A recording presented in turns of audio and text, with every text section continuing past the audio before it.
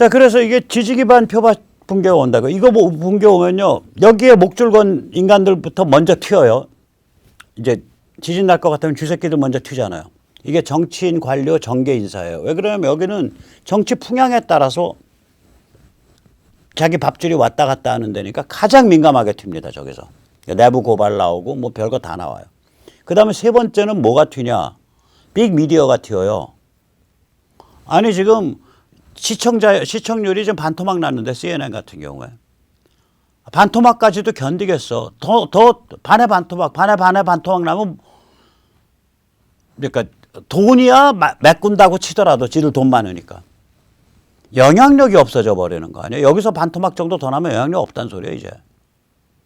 백모 유튜브 채널 하나만도 못하다는 얘기예요 CNN이. 지금 CNN 지지율 저기서 반토막 더 나면요. 과격하게 말하면은 터커 칼슨 한 명의 영향력보다도 CNN 전체 영향력이 못하다 이 소리가 되어버리는 거예요.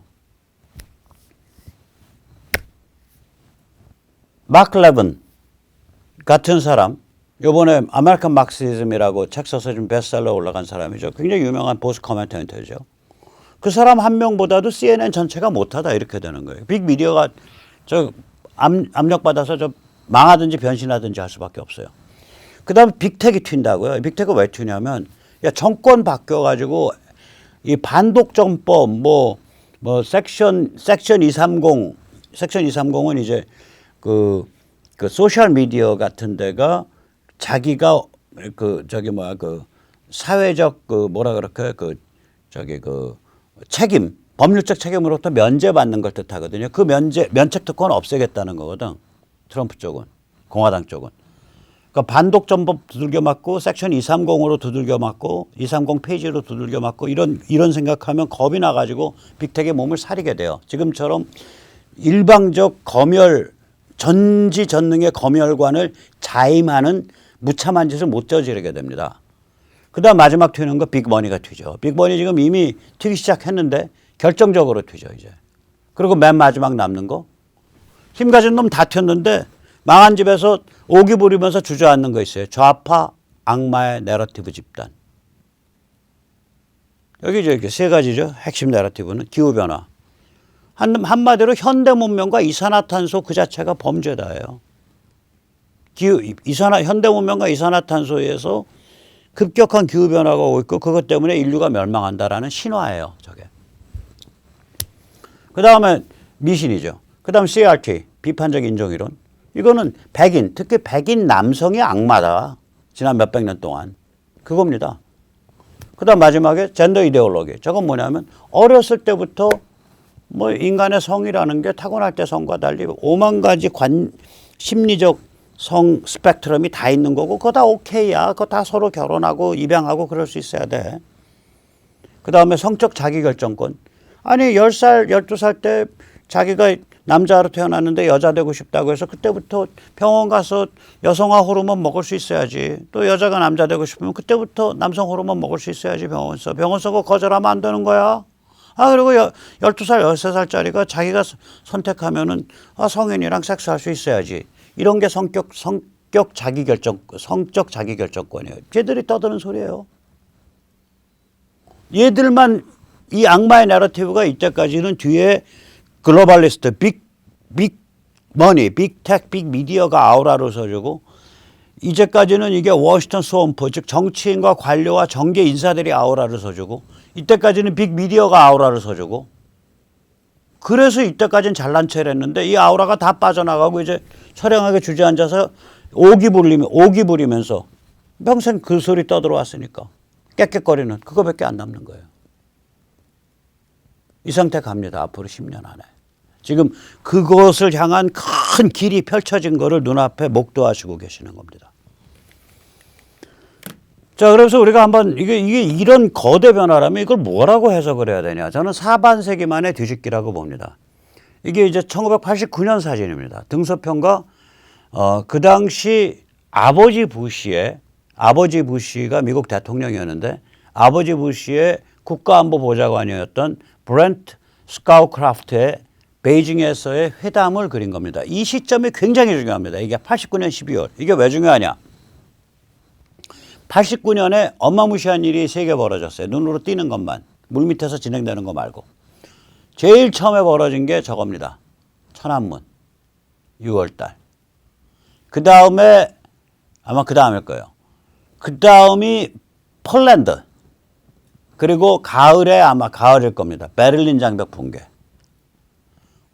그러니까 폴란드 공산체제 붕괴, 동독 공산체제 붕괴, 천안문 학살. 이 3개가 딱 벌어진 거예요. 이게 일단 89년이 딱 되면 소련은 이제 맛이 간 거예요. 소련 해체는 이제 초읽기에 들어간 거예요. 소련이 91년 12월에 해체됐습니다. 저로부터 딱 이 회담이 열린 지 딱 2년 만에 해체된 거예요.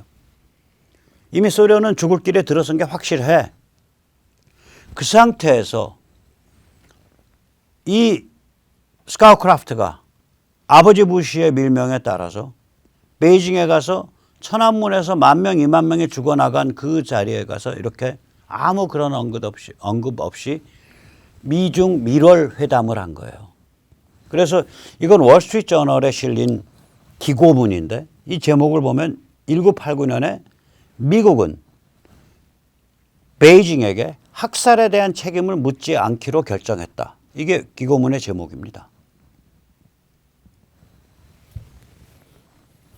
저게 뭐냐면 이제 그 소련 붕괴, 동구권 붕괴 이후에 미중 밀월을 나타내는 아주 대표적인 사진이에요. 저 밀월의 물꼬를 누가 텄냐?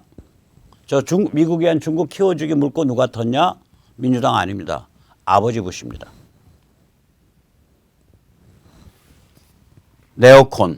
네오콘의 총대장 아버지 부시가 저 물꼬를 튼 거예요. 그래서 우리가 글로벌리스트 체제에 대해서 생각을 해보면 뭐냐면 이게 뭐 18세기, 19세기 때부터도 이 자본의 움직임이라는 건 국가 체제를 넘어서고 싶어 했죠. 특히 20세기쯤 되면 이제 그게 강해지는데 20세기 전반기, 19세기부터 20세기 전반기까지만 해도 그 국가 체제를 넘어서는 자본의 움직임은 굉장히 제약돼 있고요.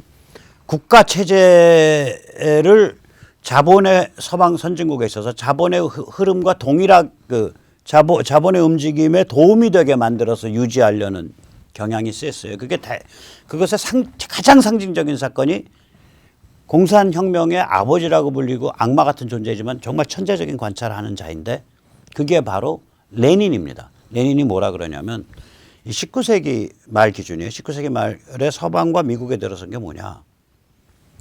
이제 미국은 안 했죠. 미국은 나중에 오죠. 윌슨 때 오는 게 20세기 초반에 오는 거예요. 우드로 윌슨 때 오니까. 중앙은행을 만들고 중앙은행과 그 밑에 시중은행 그리고 그것을 활용하는 대기업군으로 이루어진 설대 대형, 쐐기 대형을 만들어서 전 세계를 휩쓸고 공격해 들어간다.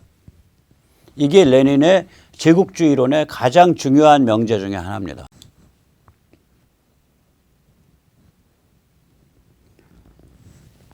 그러다가 이게 이제 그 가트 관세 및 무역에 관한 일반 협정 체제가 이제 전후에 되니까 자유진영 안에서는 자본이 국가를 넘어서 다녀요. 그래서 MNC라는 용어가 나오죠. 다국적 기업, Multinational Corporation, MNC가 돼요. 그러나 이게 냉전이잖아요. 냉전이니까 국가를 대체하겠다는 생각은 못 한다고요. 이 거대 자본이. 하지만 아까 보셨잖아요.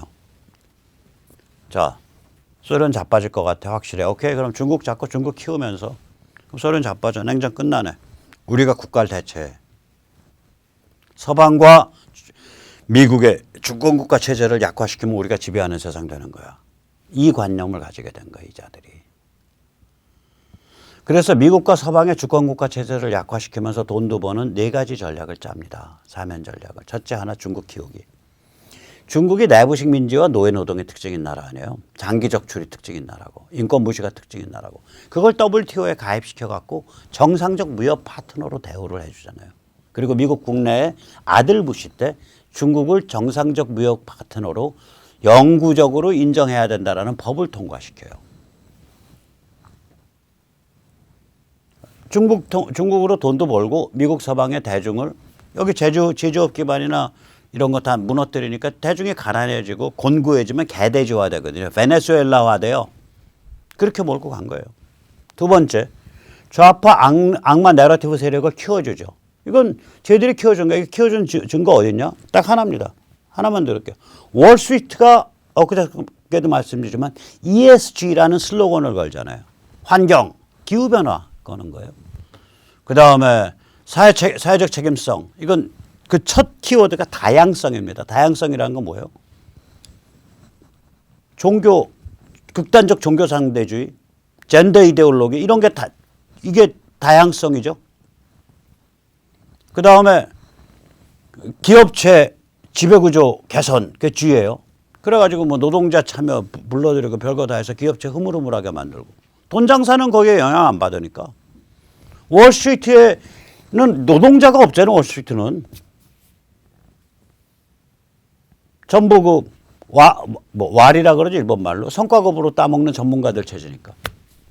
그 다음에 세 번째는 국제 관료 조직을 작용화시키면서 키워주죠. 명분, 다자간 협력 구조, UN, WHO.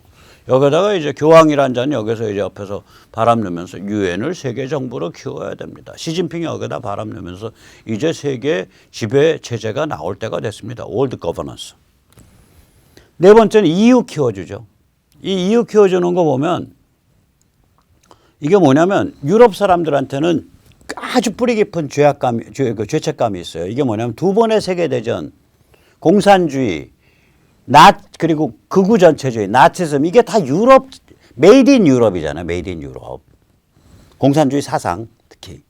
체제는 최초는 혁명은 러시아에서 일어났지만 메이드 인 유럽 아닙니까? 공산주의, 극우 전체주의라는 두 가지 버전의 전체주의가 다 메이드 인 유럽이고 제1차 세계대전과 제2차 세계대전이라는 끔찍한 두 개의 세계대전이 메이드 인 유럽이에요. 그래서 이 죄악의 땅, The Sinful Land라는 그 잠재의식이 아래 깔려 있다고 유럽인들이. 그래서 우리는 함부로 국가를 사랑해서도 안 되고 우리는 함부로 주권을 강화해도 안 돼. 그거 하다가는 그냥 지지고 볶고 막 총알 날아다니고 세상 뒤집어지는 거야. 이런 금기가 있는 거예요. 이 무의식적 금기를 계속 강화하는 거예요. 좌파가. 그래서 유럽의 국경, 주권, 정신, 가치를 안락사시키는 것. 이거를 뒤에서 누가 바람을 잡은 거냐? EU를 내세워서 글로벌리스트들이 바람을 잡은 거예요. 이런 흐름은 저는 이제 북유럽 영화들을 가끔 보는데 북유럽의 핀란드의 핀란드 드라마죠. 넷플릭스 같은 데서 한번 보세요. 데드윈드.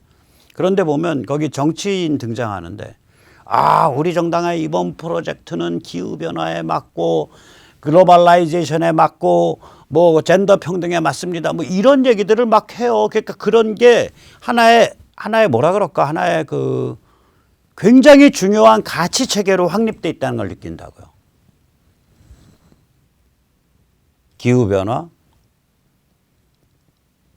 그 다음에 뭐 이런 거, CRT, 인종주의에 대한, 백인 우월주의에 대한 경계심과 공격, 비판. 사실은 백인 우월주의 별로 있지도 않은데, 별걸 다, 모든 데서 그 흔적을 찾아내서 다 비판하고, 숙청하고, 때 두드려 부시고. 그래서 이제 저들의 구조를 보면, 이게 이제 저들이 구조가 이게 순정하질 않은 거예요. 순정하질 않은 거예요. 그래서 핵심은 글로벌리스트 지배 욕망입니다. 전 세계에 걸친 금권 과도 지배 체제, 플루토크라틱 올리가키를 만드는 것. 이 WF, 세계 경제 포럼과 월스트리트의 아까 ESG 구호가 바로 이거를 단적으로 나타내는 거예요. 이 자들은 사실은 전 세계에 걸친 지배 구조가 욕심이지 좌파 이데올로기를 직접 믿는 건 아니야. 그런데 정신은 좌파 악마 내러티브를 그 삶과 세계에 대한 적의를 가진 그걸 퍼뜨리는 거예요. 또 집행부는 좌파 악마 내러티브 진짜로 믿는 것도 아니에요. 그냥 자기 권력 유지하고 출세하기 위한 그거야. 즉 다른 거예요. 집행부는 국내 정치에서 자기 권력 유지하고 출세하는 게 목표고 글로벌리스트는 세계 무대에서 과도적 금권 과도 지배 체제 만드는 게 목표고 좌파 악마 내러티브 하는 애들을 쓰는데 다들 좌파 악마 내러티브를 심각하게 믿는 것도 아닌데 그걸 막 띄워주고 거기다가 좌파 악마 내러티브의 이 세 가지 분야가 CRT, 젠더 이데올로기, 기후변화가 아무 내적인 일관성이 없어요. 이 CRT와 기후변화와 젠더 이데올로기의 유일한 공통점은 삶과 문명에 대한 적이에요. 삶과 문명에 대한 적이라는 거 외에는 아무 공유 기반이 없는 거예요. 좌파 그 악마의 내러티브라는 것 자체가 그 정도로 취약한 거예요, 저게.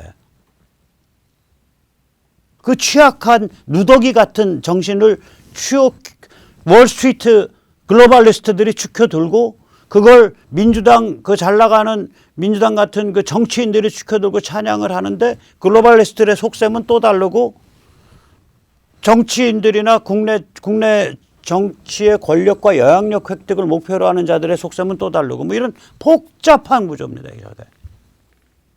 그래서 아까 말씀드린 이쪽에 순정한 가치와 관점을 그야말로 심오한 차원에서 공유하는 5개 꼭지점으로 이루어지는 오각형을 감당할 방법이 없는 거예요. 그래서 이 싸움은 드디어 지난 아까 1989년 12월에 있었던 그 사진 브렌트 스카우크로프트와 등소평의 만남 이 사진에서 나타나는 그 글로벌리스트 체제의 전면적 붕괴가 4반세기 만에 닥치고 있다는 걸 뜻합니다. 예, 오늘 여기까지 모시겠습니다. 감사합니다.